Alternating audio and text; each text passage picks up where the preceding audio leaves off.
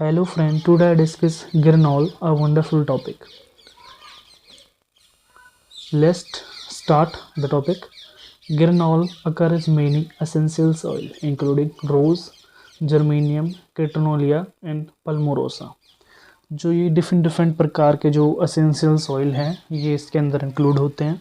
ये होता है जैसे कि रोज़ का जो ऑयल है, रोज़ ऑयल हो गया, जैसे रोज़ ऑयल किसके लिए काम आता है? स्किन केयर के लिए काम आता है, स्किन के लिए काम आता है। जैसे जर्मेनियम वाला जो ऑयल होता है ये किसके यूज़ होता है? एंटी बैक्टीरियल हो गया, एंटी ऑक्सीडेंट हो गया, एंटी इन्फ्रेगमेंटल प्रॉपर्टीज़ इसके अंदर होती हैं। और ये तेरा किटनोरिया का जो ऑयल होता है ये रिपेलेंट यूज़ होता है पेस्ट और किलिंग के लिए। और पल्मरोसा का जो ऑयल होता है ये मॉस्किटो को रिपेल करता है। इसका ये डिफरेंट काम होता है। और आगे लाइंस क्या है? It will composed up to 90% of oil. मतलब जो ये डिफरेंट जो कंटेन करते हैं, कितना कंपोज करते हैं? 90% ऑयल कंटेन करते हैं। Rose of palmarosa are most important oil containing. जो रोज है as a palmarosa is a most important oil containing. ये मोस्ट इम्पोर्टेंट ऑयल जो कंटेनिंग करते हैं, इम्पोर्टेंट होते हैं बहुत। इट इज़ जो ऑयल्स होते हैं, ये जो रोज़ हो गया, गर्मीनियम हो गया, पल्मरोसा हो गया, ये किस प्रकार का होता है? कलरलेस लिक्विड होते हैं। पोजिंग फ्लोवरिंग रोज ऑर्डर। और इनकी सुगंध कैसी होती है? जैसे फ्लावर की टाइप की सुगंध होती है। Its structure has been determining. जो इसका जो स्ट्रक्चर है वो किस प्रकार से डिटरमाइन किया गया है, जो नीचे लिखाया गया है। Presence of two isolated double bond. इसके अंदर जो two isolated double bond present होते हैं। Two methyl on sp2 hybridization. दो मिथाइल ग्रुप प्रेजेंट होते हैं और sp2 हाइब्रिडाइजेशन होती है। एंड एलोइक मिथाइल जो एलोइक मिथाइलिन कैरिड हाइड्रोक्सी ग्रुप। जो एलोक्सी जो मिथेनिन है वो हाइड्रोक्सी ग्रुप कंटेन करता है। ये इसका स्ट्रक्चर हो गया ग्रेनॉल का। ये it is a structures of geraniol. आगे अब इसका जो मॉलिक्यूलर फॉर्मूला है ग्रेनॉल का वो C10। Molecular formula of geraniol C10H18O। इसका मॉलिक्यूलर फॉर्मूला होता है प्रेजेंस ऑफ डबल बॉन्ड। अभी जो हमने स्ट्रक्चर में डिस्कस किया था इसमें डबल बॉन्ड होता है, ये डबल बॉन्ड है। अब ये क्या बोल रहा है? Presence of double bond molecule can be confirmed by. मतलब जो डबल बॉन्ड होता है वो मॉलिक्यूल किस प्रकार से कन्फर्म करता है? जैसे कि ये हो गया कंपाउंड C10H18O। मतलब क्या, जो कार्बन है वो 10% है और हाइड्रोजन है वो 18 है और ऑक्सीजन है वो 1 है। ये जिसको ये स्ट्रक्चर हो गया ग्रेनॉल का। जो ये मॉलिक्यूलर फॉर्मूला क्या है ग्रेनॉल का मॉलिक्यूलर फॉर्मूला हो गया। और जब हम इसको जो रिएक्शन करते हैं या देता है, कहता है गिरनील बनाता है, गिरनाल, जिसका जो मॉलिक्यूलर फॉर्मूला होता है C10H16 और O। अब फिर गिरनॉल जो रिएक्ट किया है तो क्या बनाएगा? एसीटोन बनाएगा। फिर गिरनॉल रिएक्ट किया है तो टेट्रा ब्रोमो डेरिवेटिव बनाएगा, जिसका जो मॉलिक्यूलर फॉर्मूला ये हो गया। फिर ये ग्रेनॉल है, फिर ये रिएक्ट किया है तो टेट्रा डेरिवेटिव, जिसका मॉलिक्यूलर फॉर्मूला ये बन गया। मतलब कि जो उसमें जो पार्शियल जो करेक्टर होता है डिफरेंट का जो रिएक्शन करके डिफरेंट कंपाउंड ये फॉर्म करता है। Second point. थर्ड पॉइंट क्या है? ग्रेनॉल ऑन साइक्लाइजेशन। मतलब जो ग्रेनॉल का साइक्लाइजेशन होता है, जब ग्रेनॉल का साइक्लाइजेशन होता है, cyclization is a chemical, cyclization में क्या होता है? Chemical reactions that produce alpha terpene. इसके मतलब क्या है? अल्फा ट्रिपोन बनता है अंडर एसिडिक कंडीशन। कौन सी कंडीशन के अंदर? Acidic condition. जो इस प्रोसेस जो मतलब जो प्रोसेस होगा, इस प्रोसेस में प्रोटोनेशन हो गया, कार्बन कटाइन बनेगा, formation of intermolecular nucleophilic attack. बहुत ही सारे प्रोसीजर के थ्रू ये ग्रेनॉल है ये अल्फा ट्रिपनॉल फॉर्म करेगा, अल्फा ट्रिपनॉल फॉर्म करेगा। Similarly in the case of nerol that produce alpha terpene. मतलब दो ऐसे केस हैं जो अल्फा, हाँ बोथ केस ये हैं जो अल्फा ट्रिपनॉल फॉर्म करेगा। ठीक है, देखते हैं इसके जो रिएक्शंस हैं वो किस प्रकार हो रही हैं अल्फा ट्रिपनॉल की। जैसे फर्स्ट रिएक्शंस हैं हमारी अल्फा ट्रिपनॉल के बारे में है।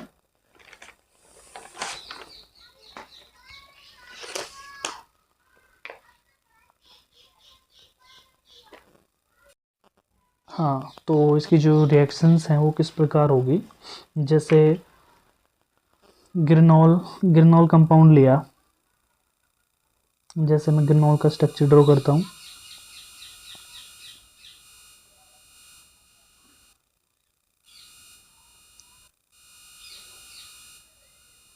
ये यहाँ पे वो OH है, ठीक है, जिसको हम क्या करेंगे,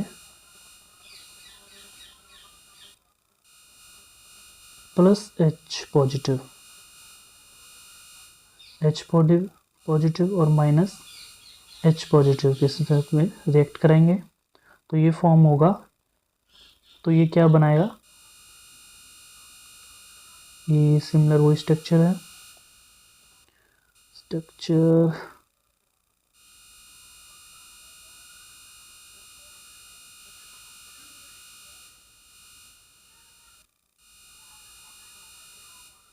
ये बनाएगा OH2,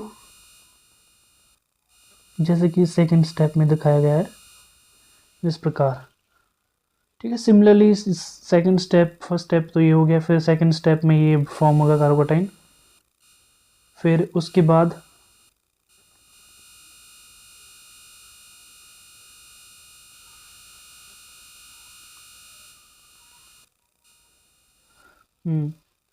ये हो गया थर्ड स्टेप, ये थर्ड स्टेप हो गया।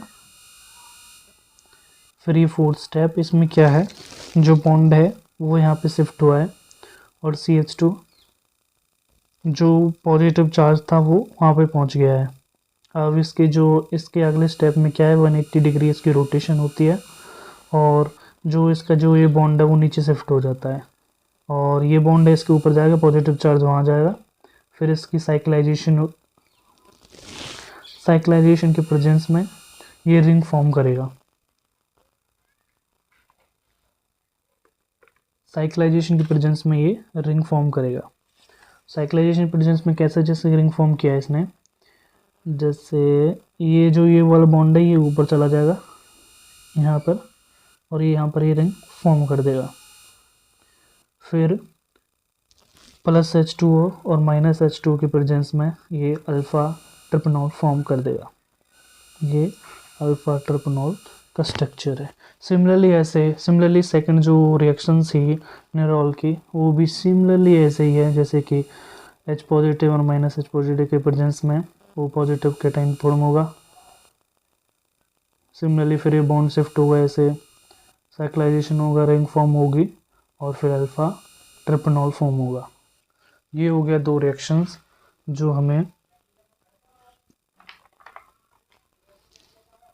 हमें गिरनॉल के साइक्लाइजेशन के दौरान फॉर्म हुई है और जो अल्फा ट्रिपनॉल बना रही है। आगे बढ़ते हैं, फिर इसकी सिंथेसिस आती है। सिंथेसिस में क्या है,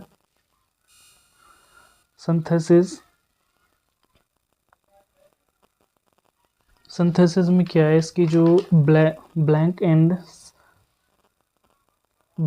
सेंग्रिस मेथड के द्वारा इसकी सिंथेसिस की गई है। इसमें क्या है, जो क्लेजिन रीअरेंजमेंट है, ये रीअरेंजमेंट क्या होती है, केमिकल रिएक्शन होता है जो कन्वर्ट करती है align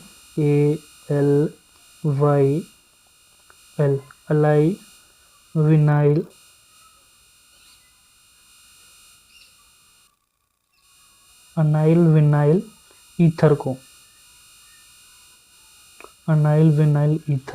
into unsaturated carbonyl compound. क्या कन्वर्ट करती है, अलाइन विनाइल ईथर को अनसैचुरेटेड कार्बन कंपाउंड के अंदर कन्वर्ट करती है। इसके अंदर क्या है, जो बॉन्ड का शिफ्ट होता है, जैसे कि इसमें ये हो रहा है, इसका बॉन्ड यहाँ पर जा रहा है, ये वाला यहाँ शिफ्ट हो रहा है, ये वाला बॉन्ड शिफ्ट हो रहा है और यहाँ से जब बॉन्ड शिफ्ट हुआ है यहाँ पर डबल बॉन्ड बन चुका है, जो रिंग है वो टूट चुकी है। फिर आगे स्टेप में क्या है, इसका सेकंड स्टेप में LHN और क्लिनराइजेशन होता है।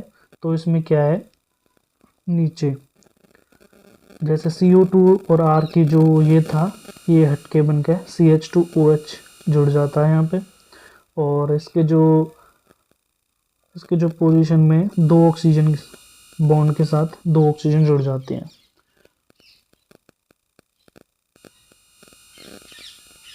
फिर आगे थर्ड स्टेप में, फोर्थ स्टेप में क्या है, फर्स्ट हाइड्रोजन के प्रेजेंस में, फिर एम और एम के प्रेजेंस में ये क्या बनाएगा, सिमिलरली स्टेप जैसे कि पहले स्टेप में क्या था, यहाँ पे जो ऑक्सीजन है 2 अटैच थी, और जो फोर्थ स्टेप में क्या है, यहाँ पे जो ऑक्सीजन हट जाएंगी तो यहाँ खाली OH अटैच हो जाएगा, ठीक है। और सिमिलरली वो ही सेम स्ट्रक्चर सिमिलरली इसमें है। फिर आगे क्या किया, एसाइलेशन किया है इसका। एसाइलेशन में क्या होता है,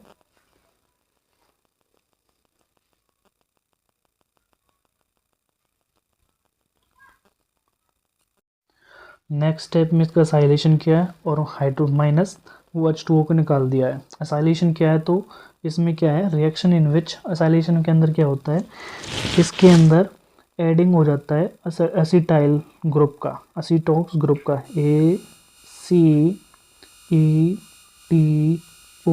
ACETOXY एसोक्टोक्सी ग्रुप का एडिशन हो जाता है, जो कि यहाँ पे OAC के नाम से दिखाया गया है। इसको हम ऐड कर देंगे और वाटर को हम निकाल देंगे, जो वाटर है वो निकल चुका है। फिर आगे ये कोप्स रीअरेंजमेंट के थ्रू जाएगा। जो कोप्स रीअरेंजमेंट है उसको मैं बताता हूँ क्या होता है।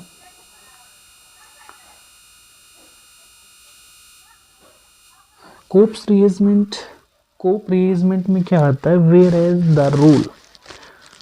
एज द यूज ऑफ 1,5-डाइईन एज रिएजेंट, इसके अंदर 1,5-डाइईन को एज रिएजेंट की तरह यूज किया जाता है, और इसमें जो पोजीशन है डबल बॉन्ड की वो चेंज हो जाती है इस रिएजेंट के थ्रू।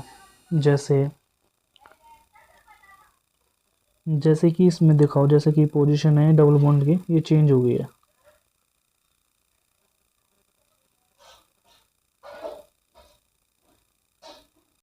हाँ, तो कोप्स रीअरेंजमेंट में जो पोजीशन है वो डबल बॉन्ड की चेंज हो गई है। जैसे कि ये बॉन्ड यहाँ पे शिफ्ट हो गया था और ये वाला बॉन्ड यहाँ शिफ्ट हो गया है। आगे AOC सिमिलरली वहाँ पर ही पोजीशन पे है। फिर आगे बढ़ते हैं, ये H पॉजिटिव की प्रेजेंस में जाएगा तो ये गिरनॉल के जो स्ट्रक्चर है वो फॉर्म कर देगा। यहाँ पे जो OAC है वो हट जाएगा और यहाँ पे खाली OH जुड़ जाएगा, जो कि गिरनॉल फॉर्म करेगा। तो ये होगी इसकी सिंथेसिस। आगे बढ़ते हैं, इसका यूजेस या बायोएक्टिव यूजेस एंड बायोएक्टिविटी और इसके यूजेस क्या क्या हैं। गिरनॉल इज़ अ बायोएक्टिव एजेंट, जो गिरनॉल होता है वो बायोएक्टिव एजेंट होता है, जो कि यूज़ होता है मॉस्किटो रिपेलेंट, मॉस्किटो जो भगाने के लिए यूज़ किया जाता है। It is also use as sweet smell, मतलब इसकी सुगंधित स्मेल होती है। No harmful effect on human being, जो ह्यूमन बींग्स के कोई भी हार्मफुल इफेक्ट नहीं करता।